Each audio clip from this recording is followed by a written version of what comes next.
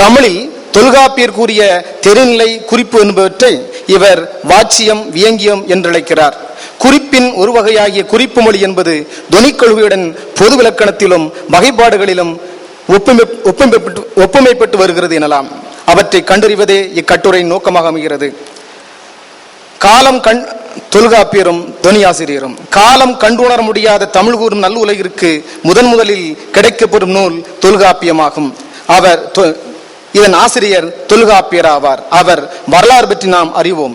தொனிக்கொள்கையை வெளியிட்ட வடமொழி ஆசிரியர் ஆனந்தவர்த்தனர் ஆவார். இவர் தாம் இயற்றிய துன்யாலோகம் என்னும் இலக்கண நூலில் தொனி பற்றி கூறியுள்ளார். அவந்திவர்மன் என்ற மன்னன் காஷ்மீரத்தை ஆண்டு வந்த காலகட்டத்தில் வாழ்ந்தவர். இவர் சிறந்த புலப்பாட்டறிஞராகவும் தத்துவ சிந்தனையாளராகவும் விளங்கியவர். ஆலோகமும் உலோச்சனமும். தொனியாலோகம் என்பது தொனியை பற்றிய விளக்கு என்று விரிந்து நின்று பொருள் தருகிறது. வெறும் விளக்கு மட்டும் இருந்தால் பயனில்லை என்ற காரணத்தால் அதற்கு லோச்சனம், அதாவது லோச்சனம் என்றால் கண் என்னும் உரை வெளிவந்தது. உரை எழுதியவர் அபினவகுப்தர் ஆவார். காஷ்மீரத்தில் பிறந்த இவர் 10ஆம் நூற்றாண்டை சேர்ந்தவர். மேலும் பரதமுனிவர் இயற்றிய நாட்டியக்கலை என்னும் நூலுக்கு அபிநய பாரதி என்னும் உரையும் எழுதியவர். இவர் குறிப்பிடத்தக்க இந்திய சிந்தனையாளர்களுள் ஒருவராய் திகழ்ந்தவர். தொல்காப்பியரின் குறிப்பு மொழி. தொல்காப்பியர் இலக்கியத்தின் தலையாய வகைகளாக கூறப்படும் 7லும் குறிப்பு மொழி பற்றி கூறினார் அல்லர். ஆனால் அடிவரையற்ற இலக்கிய வகைகளை பற்றி கூறும்போது கூற்றிடை வைத்த குறிப்பு என்று குறிப்பிடுகின்றார். இந்நூற்பாவிற்கு பேச்சு வழக்கிலும் புலனெறி வழக்கிலும் குறிப்பு இடை வருவது என்று பொருள் கொள்வது பொருத்தமாய் அமையும். இக்கட்டுரைக்கு அடிப்படையாய் அமைந்த எழுத்தோடும் சொல்லோடும் புணராகி பொருள் புறத்ததுவே குறிப்பு மொழி என்ப என்ற நூற்பா மேற்கண்ட இரு வழக்கிற்கும் பொதுவானதாய் அமைந்திருக்கிறது. எனினும் இங்கு புலனெறி வழக்கே பெரும்பான்மை கொள்ளப்படுகிறது. குறிப்பு மொழி என்ற தொடரில் இடம்பெறும் மொழி என்ற சொல்லாட்சி ஒருமைப்பன்மை நோக்கி வந்த குறியுடை ஆகும். இந்நூற்பாவில் இடம்பெறும் பொருட்புறத்தது என்ற நூற்பாடியே இவ்வாயும் உயிரிழையாய் அமைகின்றது. குறிப்பு மொழியின் வகைகள். குறிப்பு மொழியின் வகைகளாக 1 எச்சம், 2 அங்கதம். குறிப்பாக மொழிக்கரப்பு அங்கதம் என்ற 2ஐ குறிப்பிடலாம். எச்சம் என்பதை தொல்காப்பியர் எச்சம் எஞ்சு பொருட்கிளவி என்று குறிப்பிடுகிறார். எச்சம் என்பது தான் கூற வந்த சொல்லிலோ அல்லது தொடரிலோ சொல்லோ பொருளோ முற்றுப்பெறாமல் எஞ்சி நிற்பது என்று பொருள். அதாவது சொல் நிலையிலும் தொடர்நிலையிலும் பொருள் எஞ்சி நிற்பது என்பது இதற்கு விளக்கம். தொல்காப்பியர் எச்சத்தை 10 வகைப்படுத்துவார். பிரிநிலை, வினை, பெயர், ஒளியிசை, எதிர்மறை, உம்மை என சொல் என்னும் 8ம் சொல் நிலையிலும் குறிப்பு இசை என்ற 2ம் தொடர்நிலையிலும் பொருள் எஞ்சி நிற்கின்றன. இறுதி 3 வகைகளை மற்றவர்களிருந்து வேறுபடுத்துகிறார். அதாவது எஞ்சிய 3ம் மேல் வந்து முடிக்கும் எஞ்சு பொருட்கிளவி இலவன மொழிவ என்ன நூற்பாவில் முதல் 7ம் தம்மை கொண்டு முடியும் சொற்களில் நிறைவு பெறும். இறுதியில் அமைந்த சொல் குறிப்பு இசை என்ற 3ம் தன்னில் பிற சொல்லோ அல்லது தொடரோ அவாய் நிலையில் அல்லது வேறு பொருள் கொண்டு முடியும். சொல்லச்சம் அல்லது கூற்றச்சம். சொல்லச்சம் என்பது பற்றி சொல்லதிகாரத்திலும் பொருளதிகாரத்திலும் வெவ்வேறு வகையாக விளக்கப்படுகிறது. பொருளதிகாரத்தில் சொல்லச்சத்தையும் குறிப்பச்சத்தையும் சுட்டுவதாய் ஒரு நூற்பு அமைந்திருக்கிறது.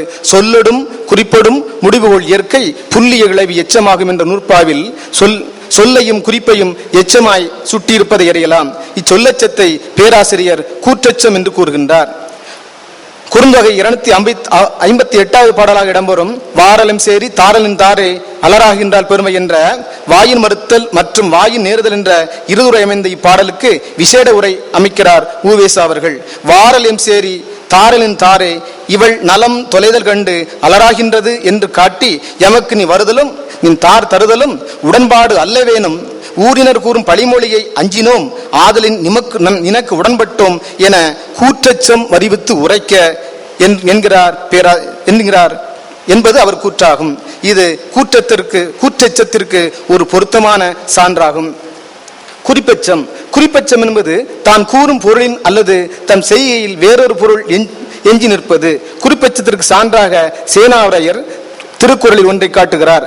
பசப்பித்து சென்றார் உடையரோ அன்ன நிறத்தையோ பீரமலர் என்ற குறள் குறிப்பெச்சமாய் எவ்வாறு அமைகிறது என்பதை பசிப்பித்து சென்றாரை யாம் உடையேம் என்று வந்து தொடர்மொழி எச்சமாய் நின்று குறிப்பு பொருளை வெளிப்படுத்தலார் குறிப்பு மெச்சமாயிற்று என்ற உரை விளக்கத்தின் மூலம் வெளிப்படுத்துகிறார். அதாவது தலைவனை பிரிந்த தலைவியானவள் பசலை பெற்று வாட்டமுறுகிறாள். அப்போது மலர்ந்திருக்கும் பீரமலரை பார்க்கிறாள். அகுது அவளது மேனியில் உள்ள பசலை போன்றே திட்டு திட்டாய் காட்சியளிக்கின்றது. அப்போது பீரமலரை பார்த்து வேறு எதுவும் கூறாமல், உன் கணவன் உன்னை விட்டு பிரிந்தானோ, உன் மேனியெல்லாம் பசலை பூத்தது போன்று நிறம் பெற்றிருக்கிறதே என்று என்கிறாள். அவள் தன்னை பற்றியோ தன் கணவன் பிரிந்திருக்கும் செய்தியை பற்றியோ எதுவும் குறிப்பிடவில்லை. எனினும் அவளது குறிப்பாக கூறும் தன்மையால் நாம் கணவனை பிரிந்த பிரிவாற்றாமையால் வருந்துகிறாள் என உணர்ந்து கொள்கிறோம். எனவே குறிப்பெச்சம் என்பது சொல்லப்படும் குறிப்பினால் வேறொரு எஞ்சிய பொருளை கவிஞன் யூகித்துக் கொள்வதாகும். இசையச்சம் இசைத்திரிவின் பொருள் மாறுபடுதல் அல்லது வேறொரு சிறப்பு பொருள் பெறுதல் என்பதே இசையச்சம் எனப்படும். நம் பேச்சு வழக்கில் சில அழுத்தமான அல்லது மென்மையான உச்சரிப்புகளுக்கு பொருள் வேறுபடுவதை உணர்கிறோம். கவிதையில் கவிஞன் சில உத்திமுறைகளை பயன்படுத்தி இதே உச்சரிப்பு நிலையை படிப்போர் புரிந்து கொள்ள எண்ணுகிறான். அதன் விளைவே இசையச்சமாகும். எனவேதான் தொல்காப்பியர் நீட்டம் வேண்டின் அவ்வளவுடைய நீட்டி எழுதுதல் என்பனார் புலவர் என்று கூறுகிறார். கூட்டி எழுதுதல் என்பனார் புலவர் என்று கூறுகிறார். இங்கு நீட்டமென் என்பதற்கு செய்யுளின் ஞாபக சீரமைப்பை நிறைவு செய்வதற்கோ அல்லது தான் கூற வந்த கருத்திற்கு வலிமை சேர்ப்பதற்கோ நீட்டு எழுதுவர் என்று பொருள் கொள்ளலாம். சான்றாக புன்புலத்து அமர்ந்த சிறியலை நெருஞ்சி கற்கின் புதுமலர் முற்பயந்தாங்கு என்பதில் தாங்கு என்று என்னும் சொல்லாட்சி தலைவியின் ஆற்றாமையும் வருத்தத்தையும் குறிப்பதாய் உணர முடிகிறது. இவ்வாறு தொல்காப்பியர் கூற்றச்சம், குறிப்பெச்சம், இசையச்சம் என்ற மூன்றையும் குறிப்பு மொழியாய் கொள்கிறார். ஆனந்தவர்த்தனின் தொனிக்கொள்கையின் தொனி விளக்கின் காரிகை. ஆனந்தவர்த்தனரின் தொனி விளக்கின் முதற்காரிகை தொனி எனப்படுவது காவியத்தான்மை என்பதாகும். அதாவது எந்த காவியத்திலும் தொனிப்பொருளானது எந்த காவியத்தில் தொனிப்பொருளானது சிறந்து விளங்குகிறதோ, உயிராய் அல்லது ஆத்மாவை இலங்குகிறதோ அதுவே நல்ல காவியமாகும். நம் கட்டுரைக்கு தேவையான வகையில் மட்டும் காண்போம். சத்த சக்தி மூலத்தொனி. ஒலியின் அடிப்படையில் பிறப்பதே சத்த சக்தி மூலத்தொனி என்பதாகும். சொல்லார் கூறாது ஆற்றலார் குறிக்கவே யாண்டே இலங்கும் அணிதான் அஃது சக்த சக்தி மூலத்துனியாம் என்பதே தொனிநூல் தரும் இலக்கணமாகும்.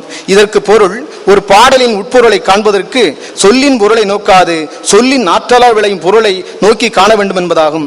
இது உடன்பாட்டு பொருள் எதிர்மறை பொருளை குறிப்பதும் எதிர்மறை பொருள் உடன்பாட்டு பொருளை குறிப்பதும் ஆகிய இருவகைப்படும். சான்றாக நன்னலம் தொலைய நலமிகச் சாய் இன்னுயிர்களையினும் உரையில் அவர் நமக்கு அன்னையும் அத்தனும் அல்லரோ தோழி புலவீது அகுது என்னோ அன்பிலங்கடையே என்ற பாடலில் தலைவனின் பரத்தையர் பிரிவால் வந்த துயரை தோழியிடம் உரைக்கிறாள் தலைவி. அப்போது தலைவனை நமது தந்தையும் தாயும் போன்றவன் என்கிறாள். இது அவள் மனம் உவந்து வாழ்த்து அன்று தலைவன் மீது உள்ள கோபத்தின் வெளிப்பாடையாகும். இது உச்சரிப்பின் அழுத்தத்தின் மூலம் வெளிவந்த எதிர்மறை பொருளாகும். அர்த்த சக்தி மூலத்தொனி. சொற்பொருள் ஆற்றலார் வேறுபொருள் குறிக்கப்பெறும் தொனியை காண்பது அர்த்த சக்தி மூலத்தொனியாகும். வாக்கிய பொருளை சொற்றொழியின்றி தன் ஆற்றலானை வேறுபொருள் குறிப்பின் அகுதே அர்த்த சக்தி மூலத்துவனி. சான்றாக மாலையோ வல்லை மணந்தார் உயிருண்ணும் வேலை நீ வாழிப்பொழுது என்ற குரட்பாவில் தலைவியானவள் மாலையை வாழ்த்துகிறாள். இது மாலையை மனமோந்து வாழ்த்துவதென்று காதலனை பிரிந்து வாழும் என் உயிரை உண்ண வந்திருக்கும் மாலையே நீ வாழ்வாயாக என்பது முரணாக அமைகிறது. எனின் மாலையை இழித்துரைக்க வேண்டிய இவள் வாழ்த்துவதற்கு காரணமில்லை. இங்கு மாலையை எதிர்மறையில் வாழ்த்துவதை அறிய முடிகிறது. இங்கு வாளி என்னும் சொல்லே அர்த்த சக்தி மூலத்துணியாய் அமைகிறது. குறிப்பு மொழி தொனி ஒப்பீடு. குறிப்பு மொழியின் வகையாகிய கூற்றச்சம், குறிப்பச்சம், இசையச்சம் ஆகியன தொனி கொள்கையாகிய அர்த்த சக்தி மூலத்துணியுடனும் சத்த சக்தி மூலத்துணியுடன் ஒப்பிட்டு சொல்கின்றன. கூற்றச்சம் அர்த்த சக்தி மூலத்துணி. சொல்லின் தொழிலன்றி சொல்லுகின்ற ஆற்றலாலே பெறப்படுகின்ற வேற்றுப்பொருள் பெறுதலை அர்த்த சக்தி மூலத்துணி என்பார் துணி ஆசிரியர். இதே அடிப்படையில்